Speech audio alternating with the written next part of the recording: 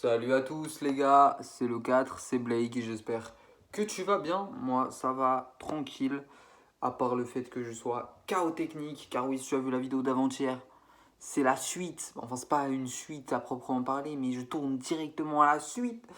J'espère que le premier épisode de Blake Collègue vous a plu. C'est un épisode tous les 2 jours, si je ne l'ai pas précisé dans la vidéo d'hier. Un épisode tous les 2 jours, donc c'est-à-dire que demain, tu as le deuxième épisode. Ensuite, dans 3 jours, tu as le troisième. 5 jours le quatrième. Et la semaine prochaine, le cinquième. C'est merveilleux, la série dans la série. Tu n'auras que 5 petits épisodes, hein, parce que bon, j'ai pas une collection extraordinaire non plus. Même si j'ai ma petite collecte, tu vois. Donc c'est cool. Moi, ça me fait plaisir en tout cas de vous la présenter. C'est vraiment. Putain, mais vraiment, je sais pas me cadrer, excusez-moi, hein. Je me suis déjà en plus recadré dans la vidéo d'il y a 2 jours, mais je sais pas me cadrer, c'est trop grave. Après, je bouge beaucoup, hop, quand je suis proche, tu vois plus mon crâne. Enfin bref, ma collection, oui, donc comme je le disais, j'en ai déjà sûrement parlé dans la vidéo d'hier, mais comme je l'ai pas encore tourné, je sais pas. Mais ouais, c'est vraiment quelque chose qui me tient à cœur et ça me fait vraiment plaisir de vous la présenter. C'est un peu comme, tu vois, il y a des gens, il y a des gens, ils ont un, je sais pas, un kink chelou ou quoi. Moi, c'est mes albums, c'est vraiment mon petit truc, tu vois. Déjà là, ça fait plutôt pas mal de temps que je les ai pas, que j'en ai pas racheté plutôt. Et tu sais, il y a cette pesance qui me fait que je pense un de ces quatre, je vais me prendre 150, 200 balles et je vais tout claquer, tu vois. Je vais aller tout claquer. Attendez, non mais vraiment les gars, voilà. Eh, alors c'est plus du tout le même cadre. Là on est parti sur un cadre différent, mais en vrai c'est peut-être mieux, au moins je peux bouger autant que je veux et je sors pas du cadre. Enfin bref, aujourd'hui on n'est pas là pour parler de ma collection. La vidéo c'était hier, il y en a une autre demain, c'est merveilleux. Épisode 25 de Ma vie est un film. De base, je voulais l'appeler Pourquoi le rap. Mais en fait, je sais pas, c'est évident. Genre, moi, j'ai grandi en écoutant pas mal de rap. Puis ensuite, pendant ma période lycéenne, quand j'ai commencé. Enfin, j'écrivais déjà, du coup. Bah, j'écoutais que ça. Je me suis mis à écouter que du rap. Donc, forcément, j'allais écrire du rap, tu vois. Et en fait, je me suis rendu compte d'un truc.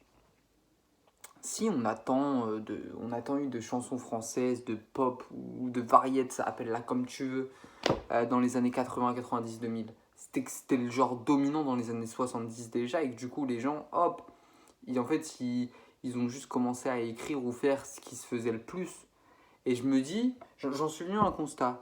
Est-ce que le rap n'est pas la nouvelle variété française? Et là, pour une fois, je te pose une question où j'ai déjà la réponse, mais je te laisse, vas-y, va en commentaire, tu me dis, ouais, moi je pense que le rap c'est la nouvelle variété, moi je pense pas que le rap soit la nouvelle variété, moi je pense que bientôt ça sera la nouvelle variété. Moi je vais te donner la réponse car je sais tout. J'ai la vérité dans mes yeux, j'ai la vérité dans le cœur, et j'ai la vérité en bas là. Mais je ne vais pas te montrer parce que vas-y, on est sur YouTube et j'ai pas envie de me faire striker ma chaîne. Je sais pas pourquoi je déverrouille mon téléphone, si c'était pour être sûr que ce soit bien épisode 25. Le rap est la nouvelle variété, incontestablement. Qu'est-ce qui est en top du streaming? Le rap. Qu'est-ce qui est en top des ventes d'albums physiques? Les top artistes rap. Et oui, tous les rappeurs ne vendent pas. Ne me fais pas dire ce que j'ai pas dit. Je sais très bien qu'il y a des rappeurs, ok, en stream ça marche parce que les fermes à clics en Asie, c'est pas très cher. Mais par contre, pour ce qui est de vendre des albums physiques, il n'y a plus personne, poteau. Les rappeurs montent. Mais bon, justement, les rappeurs payent des faux streams. Ça marche très bien, ça. Ça marche très bien. Parce que plus t'es dans le stream, plus t'es mis en avant. Plus t'es mis en avant, plus t'es mis en avant. Donc voilà. Donc le rap c'est la nouvelle variété parce que ça stream beaucoup, ça vend pas mal pour ce qui est au moins des gros artistes. Hein. Quand tu vois que PNL on fait une première semaine à 116 000 ventes, dont plus de 60 000 ventes en physique quand même. C'est impressionnant. À l'époque du streaming c'est très impressionnant. Moi je suis impressionné. Euh, Ensuite, le rap c'est la nouvelle variété parce que maintenant les rappeurs ils sont de plus en plus invités sur les plateaux télé, poteau. Eh oui, eh bah frérot, pendant 30 ans ils ont été blacklistés, maintenant que ça marche trop, ils sont obligés d'être invités. Comment ça doit foutre trop la haine aux gavas qui aiment pas le peura dans nos veines, en intraveineuse, poteau.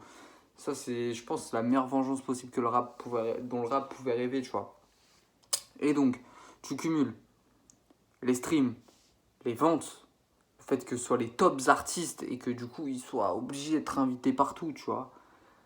En fait, c'est tout. Et même, je peux même ajouter le fait que, ça j'en ai déjà parlé dans une vidéo, mais les rappeurs, ils écrivent pour les artistes de pop maintenant. T'as Damso Dinos qui écrit pour Luan, t'as Damso qui écrit pour Kenji, t'as Laïus qui écrit pour un tel, t'as Laïus qui écrit pour l'autre. C'est incroyable. Le rap, c'est la nouvelle variette. Que tu le veuilles ou non, que tu sois raciste ou pas, que tu aimes le peura ou pas, le peura, c'est la nouvelle chanson française. Voilà, c'est dit, c'est les termes. Le rap est numéro un en France, le rap est numéro un, peut-être pas encore aux États-Unis, hein, parce que la pop, c'est encore très fort aux States. Mais le rap, c'est numéro un chez nous. Chez nous, on est les numéros un. Je dis on parce que au-delà même d'être un artiste, je suis un membre du mouvement à part entière.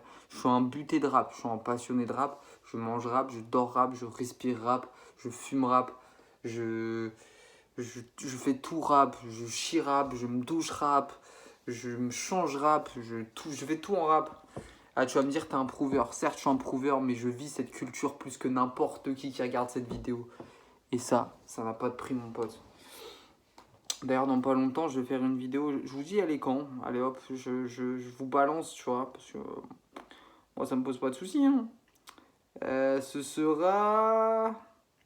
Oh, attends, j'essaie de calculer dans ma tête. Vendredi, je crois. Vendredi, ça va parler de mes passions en dehors du rap. Ça va être incroyable. Enfin bref, je vais te laisser là-dessus, mon pote, parce que là, faut que j'aille pioncer. Ah, putain, sa mère, je viens de voir l'heure, je suis abattu. Faut que j'aille pioncer. Du coup, les gars, on se retrouve demain pour le deuxième épisode de Blake Colec et la suite de Ma vie est un film. Je vous fais les poutous. J'ai oublié avant-hier, je suis désolé.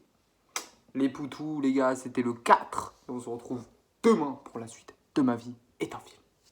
Ciao.